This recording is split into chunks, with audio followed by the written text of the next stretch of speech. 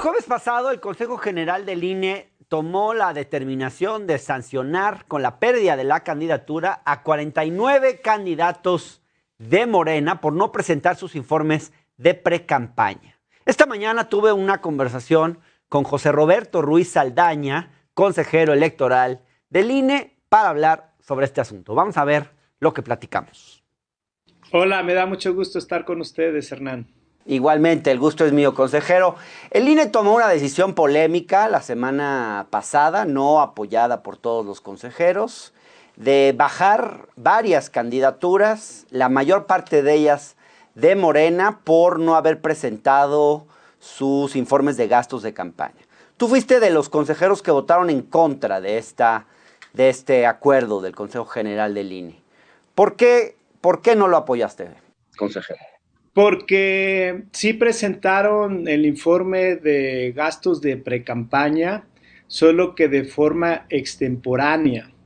Y ya en 2016, la Sala Superior, en un asunto que fue muy claro, muy llamativo en aquel entonces, por cierto, en la candidatura del señor David Monreal a la gubernatura, precisamente, señaló al INE que sí debe recibir y valorar ese informe extemporáneo y que no puede sacar la consecuencia de negar una candidatura o incluso ordenar que se cancele si ya está otorgada la misma. Entonces me parece que ese precedente de 2016 era totalmente aplicable. Para eso son los precedentes en la materia electoral, para guiar las decisiones del órgano administrativo que es el INE, y máxime que hay de por medio derechos fundamentales de las personas que aspiran a ser votadas. ¿Es una medida excesiva, digamos? ¿Estas se están excediendo en la sanción? ¿Es una sanción fuera de proporción?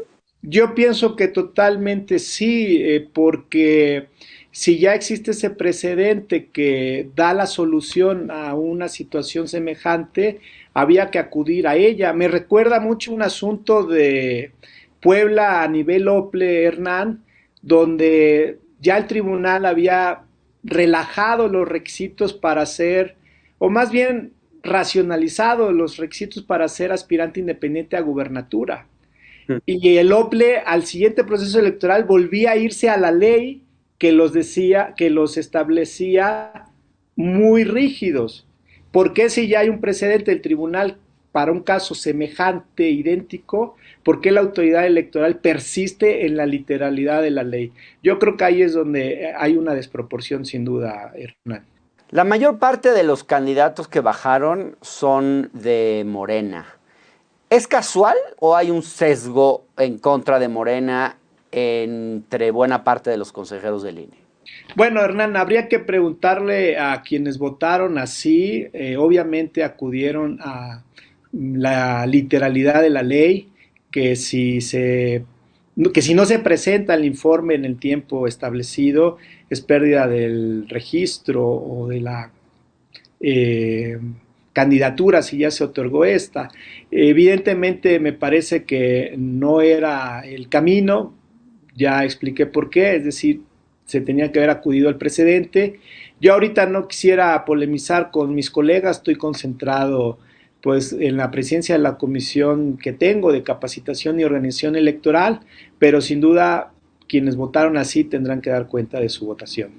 Ahora hay una discusión de si esto era precampaña o no era precampaña, y me parece que ahí entra un poco las características propias de Morena, que es un partido que no se termina de institucionalizar, y entonces de pronto lo que para el INE es precampaña, en el lenguaje político de Morena y en los usos y costumbres de Morena no es precampaña.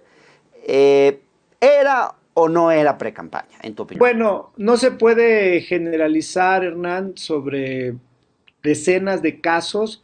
Te doy mi palabra que había algunas personas más bien que habían subido contenidos a sus redes sociales, pero sin ninguna referencia a proceso interno.